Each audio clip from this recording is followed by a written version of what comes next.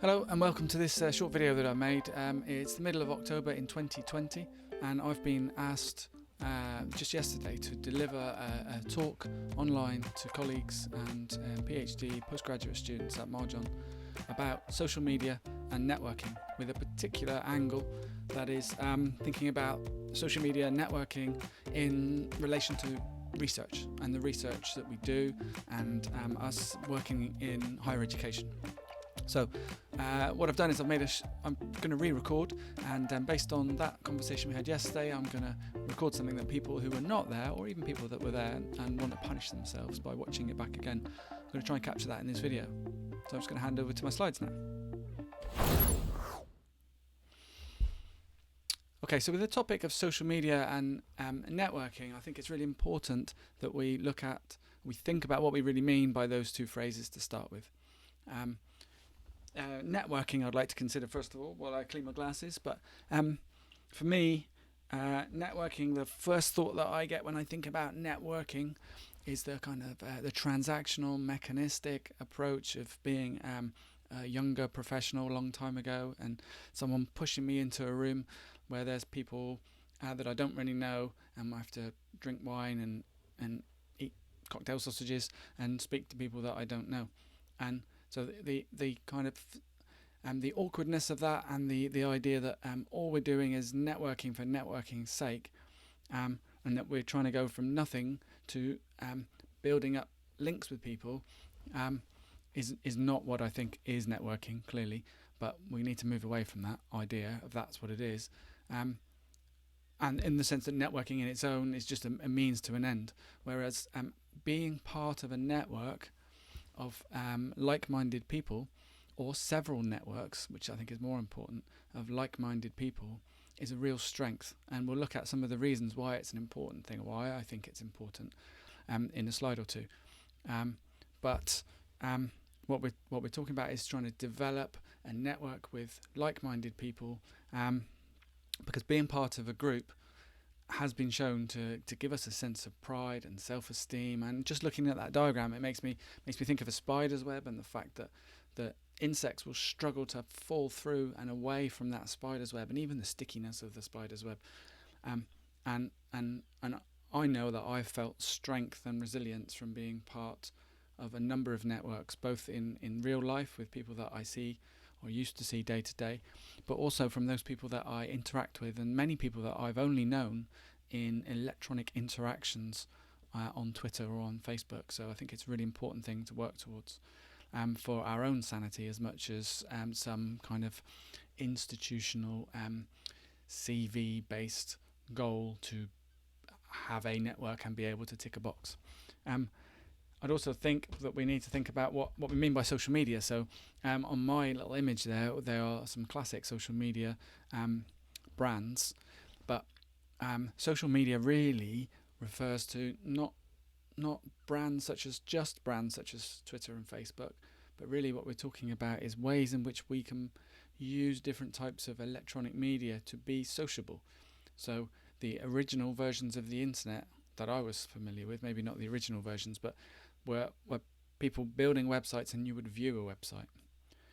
The move to Web 2.0, broadly speaking, meant that we could post things on other people's websites.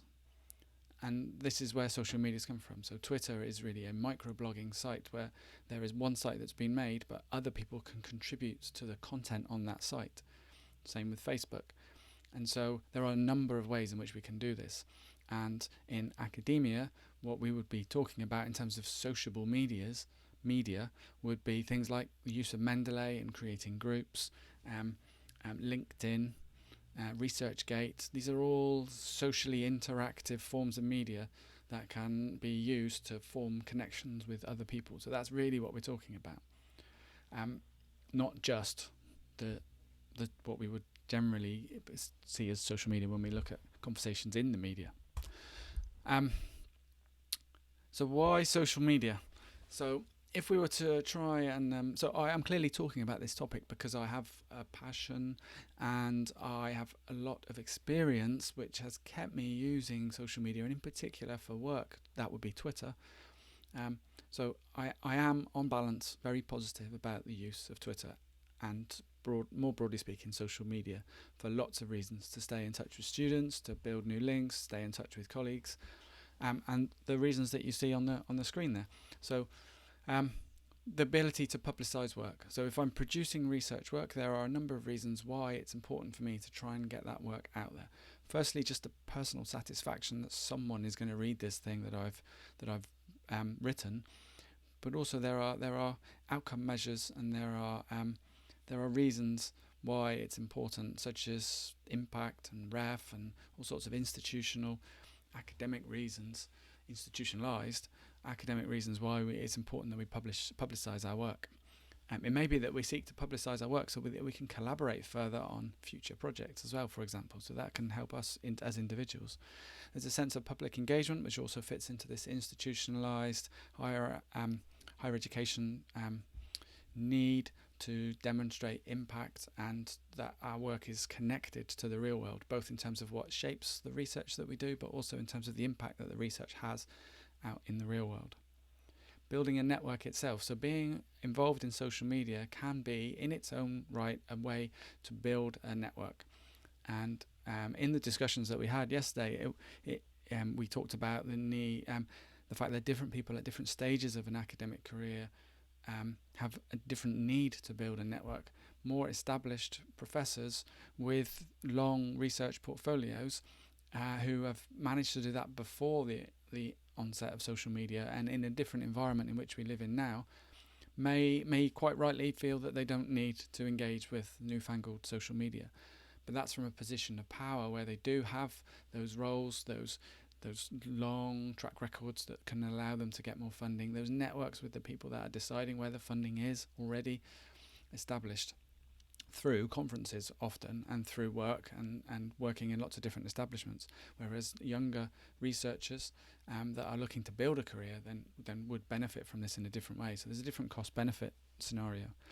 Similarly, building and managing our identity, our academic identity. Most people go through a kind of imposter syndrome, which for me has taken 10 years to, and I'm still not out of it, but the idea that we can be on social media and maybe most importantly manage the identity that we have. It's our voice. There are no gatekeepers, there are no editors, there are no superiors that are going to necessarily, as long as we behave ourselves, stop ourselves from creating the identity that we want to project.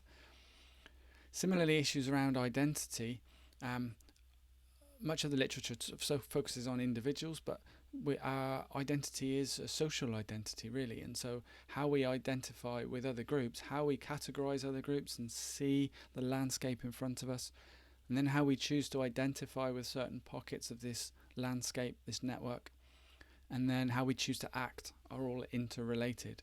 But building that strong social identity has been shown in many senses to be an important thing for us in terms of our self-efficacy and resilience and health and well-being generally. And then also it can be a really good place to find resources. So I would say that 85% of the new reading, resources, literature, evidence that I find is probably from social media. In fact, it's probably higher. The email lists that I'm a member of, which probably would count as some sort of social media, would cover much of the rest of it. But often things that I'm not looking for, but which I didn't realise I would benefit from at some point, come to me through regular participation in Twitter, social media. So it's not. Here we go. So why we're taking part in social media, what I also saw in drawing this diagram was the interconnections. So why social media works for all of those different elements, but similarly, public engagement, for example, is also linked on its own, in and of its own, to building a network. So the stronger network that we can be part of, or our contribution to building stronger networks, social networks, by being there and contributing to that network and strengthening those links that already exist or building new ones, can lead to an increased level of public engagement for many others as well as myself. I can quite easily find different pockets of public representative groups, the use of hashtags, the activity of patients and participants or whoever I might want to engage with that is not in the academy, is a really good way of engaging with social media. So it's not just about being on social media to publicly engage, but the network that I can, the calls that I could put out on Twitter to ask if anybody knows where this type of public engagement could be taking place, is a result of being on social media and having a stronger network. And you can see there's other interconnections between these. So finding resources. The more I can share my own resources online, and Adam Grant 7 years ago, so now, talked a lot about giving and taking, and the fact there's givers, there's takers, there's people that are somewhere in the middle, and how theory suggests that it's some of the givers that progress. Or if we look at selection bias, possibly the people that seem to do the best are often people that are quite generous with their time and their sharing of resources and knowledge and skills. If I can share my resources, then I can build a stronger network, and a stronger network in return means that I'm more likely to find more resources. It's not necessarily all good, and what I wanted to do in this talk was to acknowledge some of the negative issues with participating in social media, and more than anything, I think across all of these factors that I'll mention in the next minute or so, but what I wanted to identify was that not all people have the same experience of participating in social media, and Twitter in particular, as an open access social media platform where it doesn't require the reciprocal acknowledgement of someone as a friend or a follower. Anybody can follow me, and similarly, people don't even need to follow me to be able to invade my personal online space. They can just see what I'm involved in, they can find me through various searches and then just talk to me, which is a massive strength in terms of my engagement with other people that I wouldn't necessarily gain access to. So some of the world's global professors in fields that I'm interested in, other fields as well, it's possible they may not respond to me, but I'm just 1 minute quick message away from communicating with them. So it's a real strength as well, but it is a disadvantage, and some people have a different experience of this. In particular, women can have much worse experiences than men in general. Younger people may have more negative experiences, people of colour, and people from any type of marginalised group are more likely to have worse experiences, which needs to be acknowledged. That's not to say there aren't methods of approaching these potential negative effects, or that people that don't experience them, and I've not had that much experience of negative communication online, but it's also not to say that others should not appreciate that, but also shouldn't help out where possible, and there's different ways of helping out as well.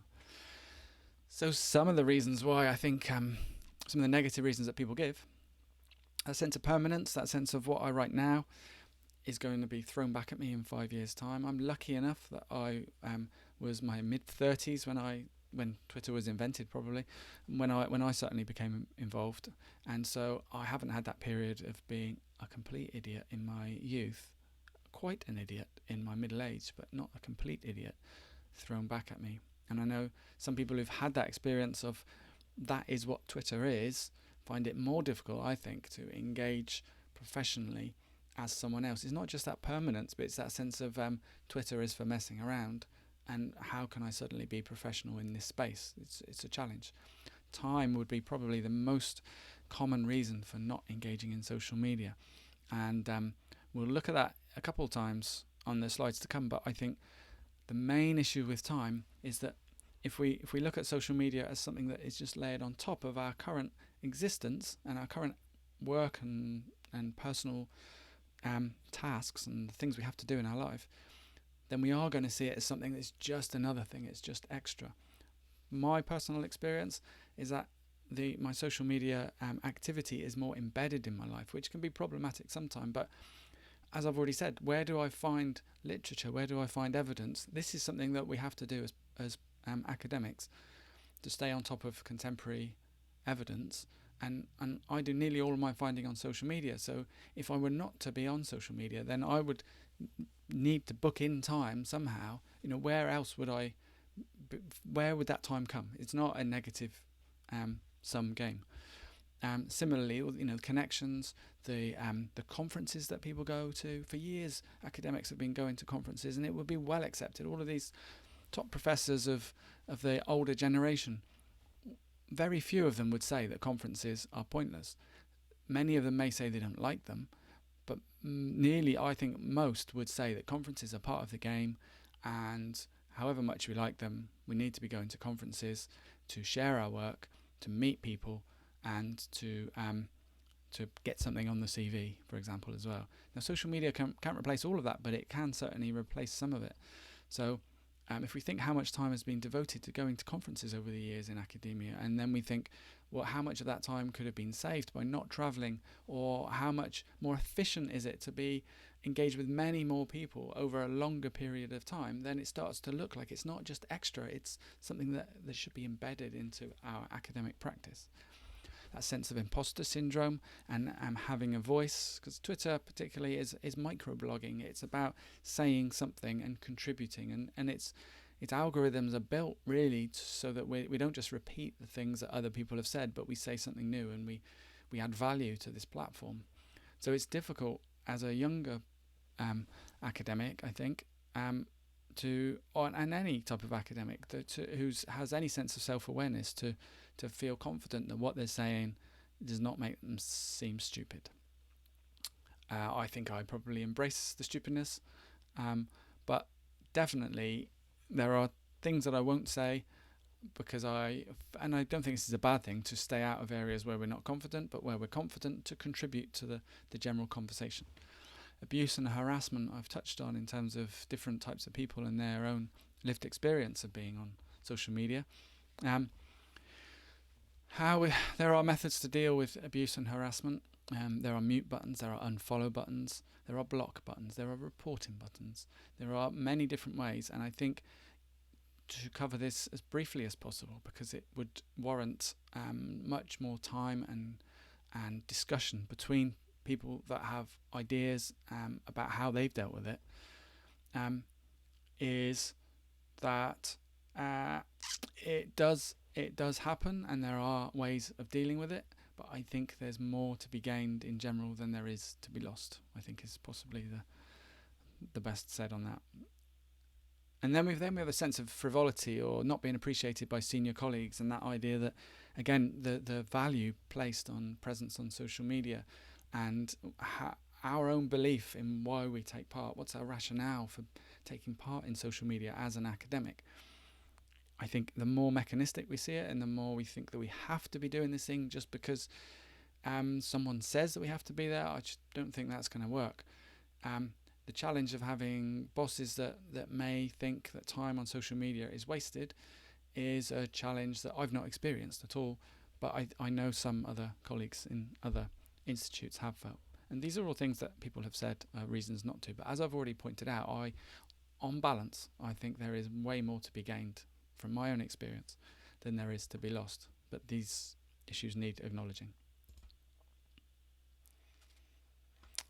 If we were to move slightly more towards the practicalities of social media, time, information overload, what do we say on social media? How do we contribute? And contributing to social media is really important. There are many people that dip their toe into social media. There's people that feel that the next stage of actually saying much and contributing is a hard stage to get to, but I think it is an important stage to get to, because the networks, from my experience, will be much stronger if we become givers, as Adam Grant might say, and contributors to this network.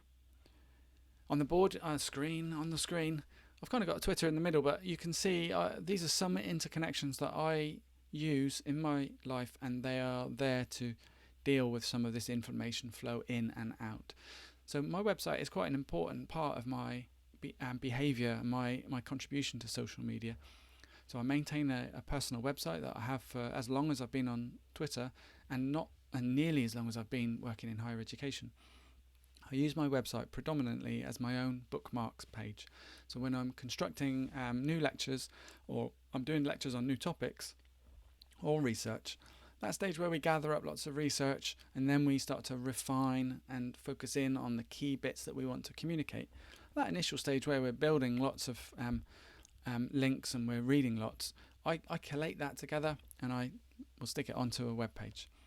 Those web pages I share with my students. So it's a personal bookmarks page, but it's also a resource that I can share with my students. So I can differentiate much more easily, and I can say these are the key papers that you need to read and the key videos, things that you need to engage with. But if you're more interested in this topic, then here's a whole long list of things that you can study. For some essays, I've got long reference lists on there, and I effectively give the students that page and say almost everything you need is probably on that page, so you can focus on engaging with that content rather than looking around and not quite finding the right stuff. I have academic skills on there, which I use for in some of my feedback as well. But most importantly, for this topic, I'm able to share those collated resources, which are initially for me, and I'm quite happy if it was only me who read them. I feel generous and I feel like I'm a good tutor by being able to share these with students which work across modules, but similarly I can share these online. So I have pages on there on physical activity guidelines, which nowhere else in the world have I seen a page with so many different resources on that topic. I have academic skills pages that I've written specifically for my students, my sport and exercise science or public health students, and I've not seen them framed in that way, but I can share them on social media. So it's a way of me being generous by sharing things that I have already shared elsewhere. Mendeley and Wakelet are two places where I one of the issues with being on social media is that information overload, where we find information and we don't know what to do with it. That's a good paper, that's a good paper, that's a good paper. These are things that we want to be on social media for. How do we manage this extra information deluge? There's a thing called Read Later on Twitter, which can be linked, and for years I've used something called Pocket, which is not on the screen, but Pocket is an excellent app, which with 2 clicks maybe, I can send something to the cloud and it will be stored in my Pocket stream, and then when I open up Pocket another time, it's like opening a newspaper, but every article is one that I've seen and I've stuck into the newspaper. Similarly, Wakelet works in a similar way, and that's what I've recently moved on to. The advantage of Wakelet is the reason why there's a double-ended arrow on there is because I can share different reading lists that I've curated on Wakelet. So I can have kind of bins where I put things. That's on that topic, that's on that topic. I'll read that later, forget about it now. But when I look back through some of my Wakelet lists, I think that's a pretty good list, and I can share a URL on social media. So again, it's that giving and taking.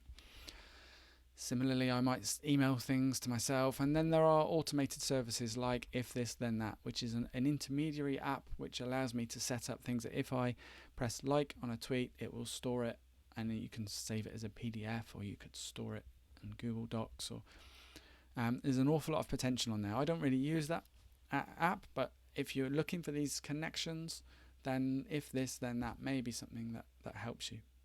But there are connections out there, there are ways of working, and not only is it about the tools, but for me it's about the principles, the fact that social media is best used when it's interconnected in our workflow, so that we do it purposefully to find the latest research that people are going to share, and we have a way of collecting that up as efficiently as possible. So I've got a few examples to come up now, and I'll whirlwind through these in just a few minutes. In particular reference to Twitter, and I think using different platforms, I know colleagues use Facebook more than I do professionally. Certain students are more comfortable on, so students, depends who we want to talk to, who is our audience.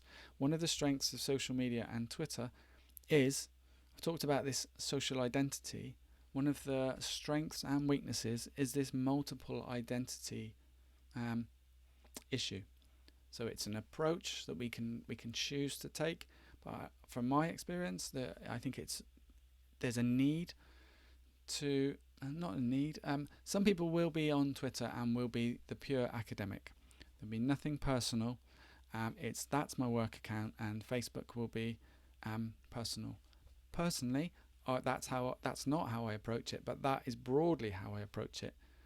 Apart from maybe 10% of my Facebook action is work things, so it's things I've made on my website, and I do have academic. I've got professional colleagues on Facebook, practitioner colleagues, so I think it's good to share and for them to see what I do. And similarly on Twitter, and perhaps I think more importantly, it's really important for me, and my recommendation would be to show your personality and to include personal managed personal contributions. So I will post pictures of Plymouth like you can see on the screen, and they're pretty innocuous. It's innocuous content, but it's demonstrating a pride in where I live. It's demonstrating something about an identity. So that might have been one of my cycling pictures. So I'll go out for a bike ride and then I'll take a picture of somewhere nice in Plymouth. And the purpose of my bike ride is to go and take a nice picture, and the picture demonstrates all sorts of things. But it's innocuous content that is that people make connections with, and they will notice you more than just posting research papers all the time, which will get you noticed, but not by the same people in the same way. So what we have on here is what I think is the starter pack for Twitter. So the first thing I think is to get on Twitter if you have any type of interest in it, and look for the right people to follow. So look up your friends that you actually know in real life. Look up people that you know through work. So your famous professors and not so famous researchers maybe. But if you see a paper that you really enjoy and you like, and you can see one more example of a classic tweet, a classic fairly innocuous tweet, which is if I see a paper that I like, I'll take a snapshot of it on the Windows. The snipping tool is my friend, should be your friend, and then I will summarize the title, link to the DOI, and then if I can tag one of the authors, the lead author hopefully, then you throw it out there. I'm not pestering the lead author, because most authors will be chuffed to bits that someone else is sharing their work, and it's good for them to know that people are sharing their work. But what it does is it creates a connection with that author, and is an opportunity to get noticed and to make a connection without asking for anything. It's more of a gift that is a connection. It's a way of me remembering papers also that I've found interesting, so I can look back through my feed if I want. But it also helps to create my online and professional identity. The things that I choose to tweet about in terms of research are one more brick in the wall of my identity. So my advice for people who want to get started would be to follow the right people, follow lots of people, follow people in different areas of your interest. So, I've public health, sports science, strength and conditioning. I follow quite a few medics because I find lots of the evidence-based medical practice is really enlightening. But different people, and then these networks can overlap sometimes, but there's learning that can be gained from all of them. Retweet other people's things that you like, retweet them. Again, fairly innocuous, but also it creates a connection with that person that you've retweeted, and it helps to build your own identity. This is your starter pack.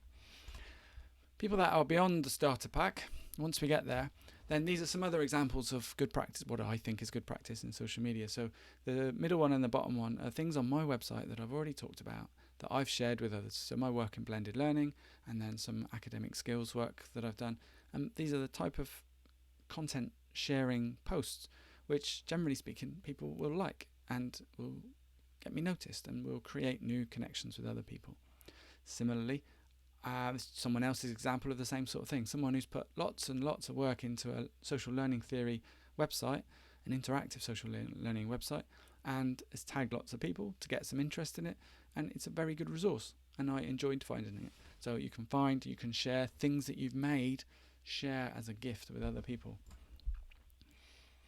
This example, we'll see what happens when I click this, but this example I've included as a really good best practice in terms of how you can tweet research. So it's a very specific method of tweeting that is not easy to do, and I imagine it took Robbie here a fair amount of time to do this. But once the paper's formed, what you see is a picture of the paper, the link, some links to other people that are involved, and then you see the background to the study. What was the motivation? What data did they use? What did they do? How did we model this thing? And there you go. But how many? So we've got 170 likes, 103 retweets. So if we think about impact and citations for our work, then this is a good way to nudge that along slightly. You also start to open up conversations with other people. The other thing you get to do by using this method is that we get to add value to our papers. If we write in a paper and it's designed for an academic audience, Twitter enables us to soften some of the language, to give slightly different insight behind some of the approaches that we took, and gives us control over that marketing of our work, if I can use that term. Another example is Jamie here, who works at the Australian Institute of Sport, asking for recommendations for metabolic carts. This is like listening to the world's top practitioners having a little technical conversation about what they use at work, and I find it really enlightening to see those details about people's work, and you can see the type of people that are getting involved in the conversation, and it's really enlightening. I don't think you can necessarily find this without being part of this social media network. GJ here is someone that I think I've got a pretty good Twitter relationship with, and is a classic example of that. But what we can see here is someone has shared some code from R, and if I wanted to find out more about using this stats package, then because of my contact with GJ and because I know he is very much involved in this stats package, I could look back through his feed. And following him, I will definitely get lots and lots of new links and tips. But I've got to the point where I could probably contact him and ask for insight, whether that's on Twitter or whether that was like a direct message. So again, it's like learning, building those networks for future use to make my life easier. Sarah here, I've only been following recently, but I think is a great example of an emerging academic, and you can even see from these couple of tweets that someone who's reticent or hesitant rather to be a part of social media, but how much she has got from it. And I've engaged with her a fair amount, and she will ask for advice, but it's not all about asking advice. It's being part of that network and contributing. And I just wanted to put it out there as I liked these tweets, and I liked. We don't all have to wear our heart on our sleeves, but I think having a personality and demonstrating more than just your academic side, your pure academic side, is a real strength. There's plenty of job sites to look for as well, which is really good, and to retweet these and to share them with students. And then there's a few more tweets on there as well, things that I've shared, personal or otherwise. We talked a bit about politics in the chat, and about how there is a line that is not to be crossed, and that's not politics, but there is a people can be political with a small p, and you will see varying shades of varying degrees of how political people choose to be. It's up to you as an individual how much you share, and I think over time we become more comfortable with seeing what other people do and what we're happy with. It's not our behaviour on social media doesn't have to be the same as soon as we start throughout the time that we are on social media. Similarly, I think we don't need to have the same level of engagement with social media all the time. In some of the discussions, there was talk of periods of rest, and you'll see people saying, I'm going to have a break from Twitter, and set yourself a time of 2 weeks, a month, a week, a day. But set those time frame periods. That's a really good strategy if things get a bit stressful, but also it's a good strategy if you find that it interrupts your workflow.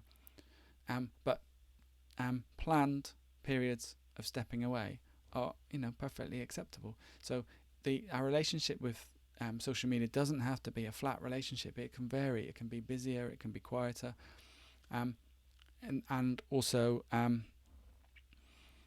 whatever I said just now, can't remember. Lost my track. Finally, recommendations. My advice is that there are many benefits to being involved. How we do it is a kind of skill and an art, and as I've just alluded to, being within it and starting to dabble your feet and dabble your toes and contribute it is really important. So be authentic. Don't be afraid to have a personality. But you naturally temper that personality. I would try and avoid being argumentative if that is your personality, and do observe how conversations are conducted, and sometimes observe the ones that get out of hand, and observe and store methods of closing down out of hand conversations, or look at ways of managing conversations that you could adopt. It is quite key to share for me, as I've talked about many times, because it is about you will build a stronger network around you the more you can share resources and thoughts and insight, and then make connections with people. So the retweeting, the being kind to people, saying thank you for connecting with you, saying thank you for sharing, are all very small bricks that will build us a stronger house of social media. I can't stretch my analogies too far. There's a few links. So the two are books. So I would highly recommend Mark Carrigan's Social Media for Academics, which is very readable and there's lots more theory in it, and more expansion of the themes, as has The Digital Academic by Deborah Lupton, Inga Mewburn, and who else? Pat Thompson. It's a really good book, and they're all really good on Twitter, as is Mark Carrigan as well, and they've all also got really good examples of academic websites if you can track those people down. In the conversation, John Ord was kind enough to share The Social Dilemma, which is a Netflix documentary, and we had a chat about some of the wider negative impacts of surveillance capitalism and issues of control, and we talked around some of those issues, and whilst they are clearly there, my take on it at the time was that an increased awareness of them is really key. But it is possible, and I found that being active on social media is a method where I can do some consciousness raising and advocate for